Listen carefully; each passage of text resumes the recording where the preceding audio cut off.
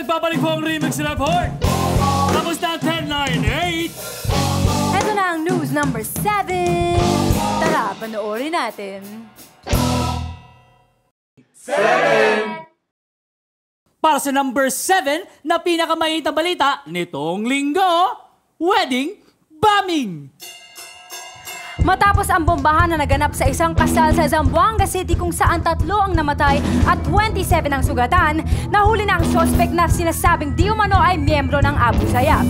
Kaya naman sa ating news number 7, eto na ang wedding bombing! Kasal lang ba sa'yo biglang nasira? Kasal lang ba sa'yo biglang nasira?